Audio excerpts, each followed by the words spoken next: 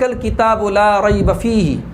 یہ کتاب اس میں کوئی شک نہیں ہے، ھدی للمتقین، یہ ہدایت ہے متقیوں کے لیے، الذین یؤمنون بالغیب، جو ایمان رکھتے ہیں غیب کے اوپر، ویقیمون الصلاۃ، اور نماز قائم کرتے ہیں، ومما رزقناہم ینفقون، اور جو روزی ہم نے دی ہے اس میں سے خرچ کرتے ہیں، والذین یؤمنون بما انزل الیک،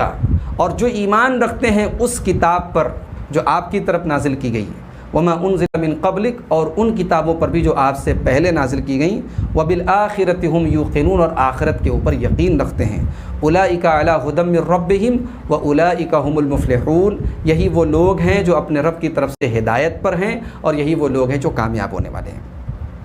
یہاں ایک بات جو یہ کہی گئی، لا ریب فیہ، قرآن میں کوئی شک نہیں ہے، کیا مطلب؟ یعنی قرآن کے اللہ تعالیٰ کی طرف سے نازل ہونے کے بارے میں کوئی شک نہیں ہے، اور بعض علماء کہتے ہیں لا ریب فیہ کہہ کر کے حکم دیا گیا، لا ترتابوا فیہ، قرآن میں شک مت کرو۔ اس کے بعد فرمایا ھدی للمتقین، یہ ہدایت ہے متقیوں کے لیے۔ قرآن تو سب کے لیے ہدایت ہے، ھدی للناس کہا گیا اسی سورہ بقرہ میں آگے چل کر کے، لیکن اس قرآن سے صحیح طریقے سے فائدہ وہی اٹھا سکتے ہیں، اس چشمہ فیض سے فیضیاب وہی ہو سکتے ہیں جن کے دل میں اللہ کا خوف ہو، جن کے دل میں تقویٰ ہو۔ بغیر تقویٰ اور اللہ کے خوف کے قرآن کریم سے ہدایت حاصل نہیں کی جا سکتی۔ اس کے بعد فرمایا گیا یؤمنون بالغیب، جو غیب پر ایمان رکھتے ہیں۔ غیب کا مطلب جو چیزیں ہماری عقل اور ہمارے حواس، بھئی ہم دیکھ نہیں سکتے، ہم سن نہیں سکتے، ہم محسوس نہیں کر سکتے،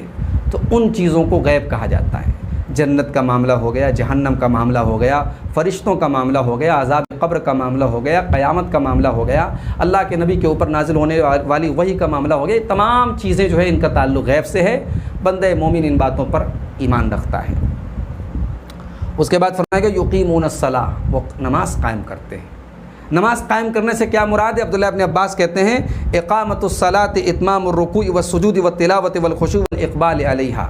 نماز قائم کرنے کا مطلب ہے کہ نماز میں رکوع پورا کرنا، سجدہ پورا کرنا، تلاوت صحیح طریقے سے کرنا، خشوع اور خضوع کے ساتھ نماز پڑھنا، اور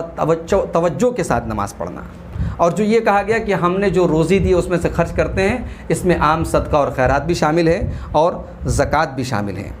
یہاں ایک بات یہ بھی یاد رکھیں کہ جو یہ کہا گیا کہ اس کتاب پر بھی ایمان رکھتے ہیں جو آپ پر نازل کی گئی، اور ان کتابوں پر بھی ایمان رکھتے ہیں جو آپ سے پہلے نازل کی گئیں۔ اللہ کے نبی کے پہلے اللہ تعالیٰ نے جو کتابیں نازل کی گئیں ہم ایمان رکھتے ہیں، وہ کتابیں سچی تھیں، اللہ نے اپنے نبیوں پر اتاری، توریت سچی تھی، زبور سچی تھی، مگر اس کا قطعاً یہ مطلب نہیں ہے کہ آج جو توریت موجود ہے وہ صحیح ہے، آج انجیل جو موجود ہے وہ صحیح ہے، بلکہ ان کتابوں میں وقت کے ساتھ تحریف ہوئی ہے، تبدیلی ہوئی ہے، اور یہودیوں نے اور عیسائیوں نے، ان کے علماء نے ان کتابوں میں چینجنگ اور تبدیلی کر دی ہے۔ اور دوسری بات یہ کہ قرآن کریم نے آ کر کے ان کو منسوخ کر دیا۔ اب شریعت چلے گی تو قرآن کی چلے گی، عمل ہوگا تو قرآن پر ہوگا۔ ہم ایمان رکھتے ہیں تورات اور زبور پر، ہم ایمان رکھتے ہیں انجیل کے اوپر کہ وہ اللہ کی نازل کردہ کتابیں ہیں، مگر عمل ان کتابوں پر نہیں ہوگا، عمل کس پر ہوگا؟ قرآن کے اوپر ہوگا۔